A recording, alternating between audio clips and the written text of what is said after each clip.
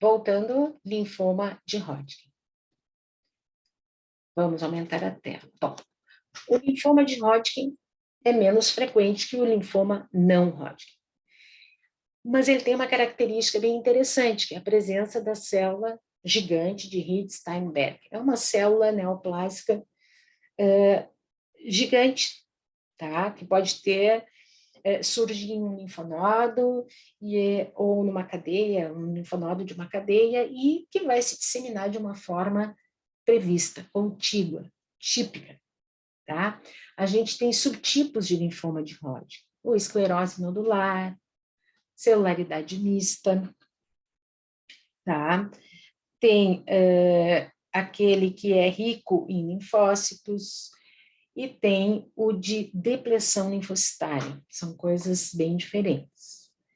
Bom, morfologicamente, como é que é essa célula? A célula de Reed-Steinberg, ela é uma célula grande que tem um núcleo que pode ser multilobulado, bilobulado, e que em torno tem um citoplasma abundante, por isso que a gente diz que é em olho de coruja. Essa célula, ela é bem frequente no subtipo celularidade mista e incomum na esclerose nodular e no de predominância linfocitária. E essa célula expressa CD15, CD20, não vamos esquecer, tá? Existem as variantes da célula de Reed-Steinberg. Aqui a gente tem uma célula com núcleo bilobulado, citoplasma claro, linfócitos na volta, eosinófilo. Ela pode ter só um núcleo grande e um citoplasma claro na volta, né? Pode ter essa lacuna maior, enfim, mas ela é muito característica.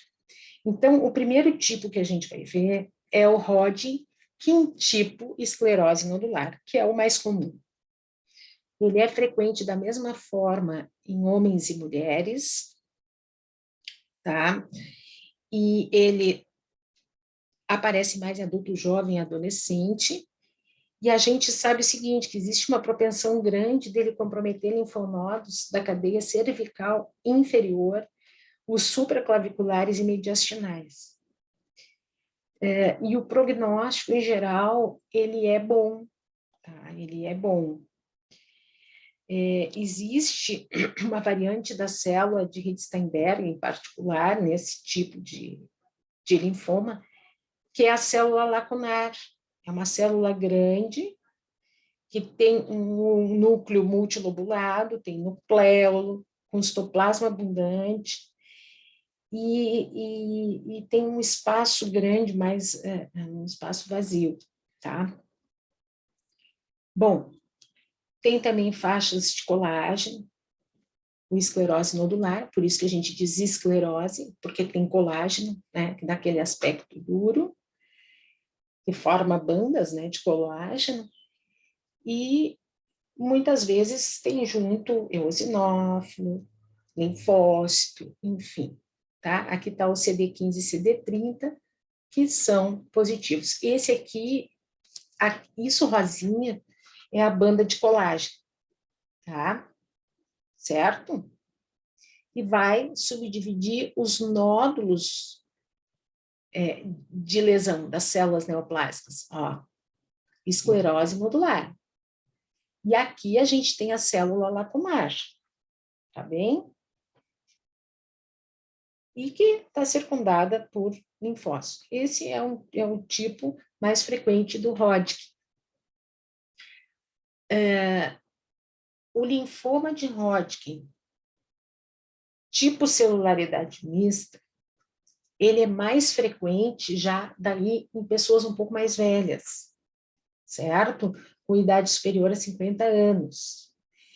E as células RS clássicas, elas são numerosas, muito, e ficam no meio do infiltrado inflamatório, certo?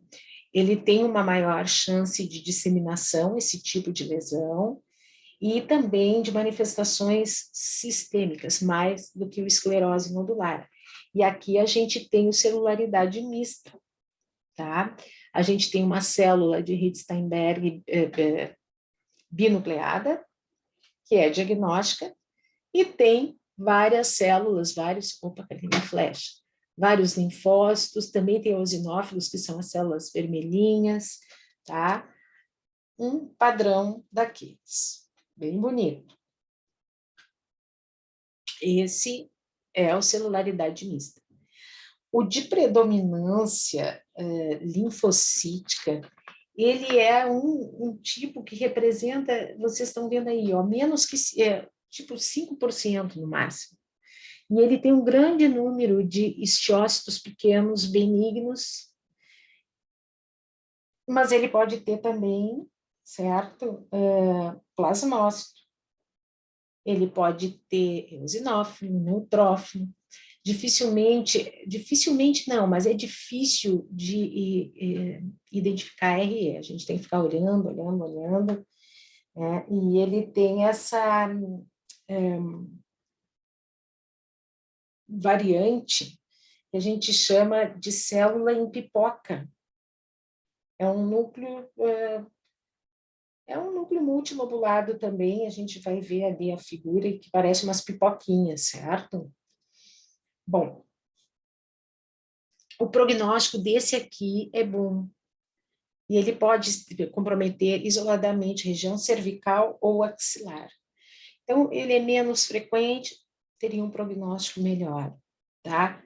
Eu não botei a fotinho dele, certo? Não botei a fotinho, mas o que que tem? A gente tem muito linfócito, circundado, então, por variantes de linfócitos maiores, estiócitos. O estiócito é uma célula que tem citoplasma claro, e por isso que a gente chama de célula em pipoca, tá? Ela fica pipocando.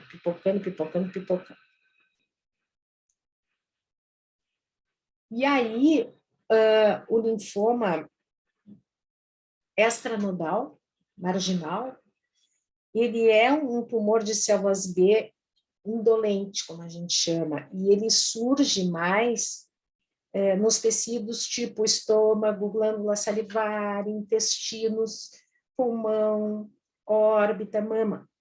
Então, extranodal. E ele tem origem na zona marginal. E acaba que pacientes que têm distúrbios autoimunes, como tireoidite de Hashimoto ou síndrome de Sjögren, eles acabam desenvolvendo, né, esse tipo de linfoma extranodal. Assim como pacientes que têm infecções crônicas pelo Helicobacter pylori, né, nas gastrites.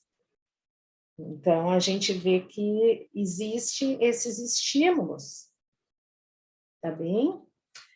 E a gente chama lá o malte gástrico no nosso zona marginal.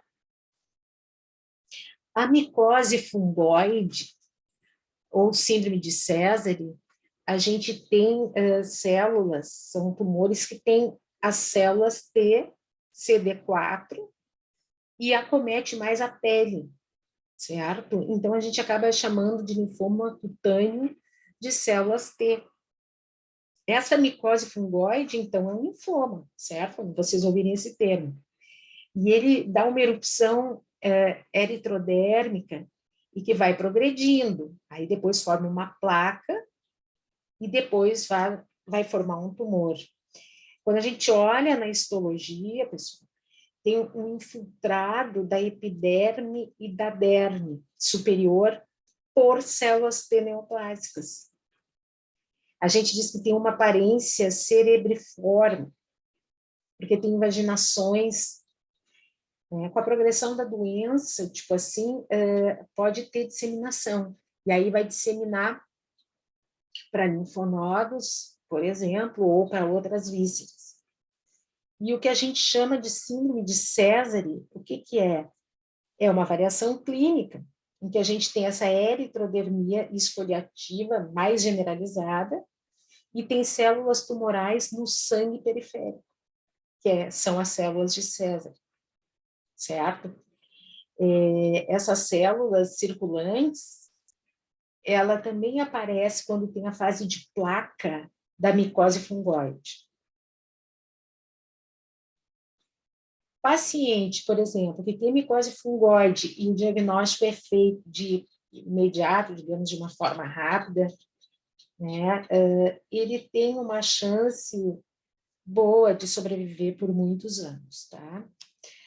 Quando tem a síndrome de Sézare ou uma doença visceral, a sobrevida média já vai diminuir bastante. Tem a leucemia, linfoma de células T do adulto, que é causado pelo HTLV1, que a gente estudou lá na Pato Geral, que é um retrovírus, né? Ele é um vírus linfotrópico de células T, do tipo 1. Ele é endêmico lá no Japão, no Caribe, enfim. Né? Então, ele pode causar... É uma malignidade, tá? Mas ele pode causar essa mielite transversa, que o que é? É uma doença que vai provocar a desmielinização, né? E aí vai afetar o sistema nervoso e a medula espinhal, obviamente. Né? E esse tipo de neoplasia do adulto, ele vai produzir ou lesão de pele, ou linfadenopatia, hepatoesplenomegalia, hipercalcemia. Alguns têm no sangue periférico linfócitos malignos. Tá?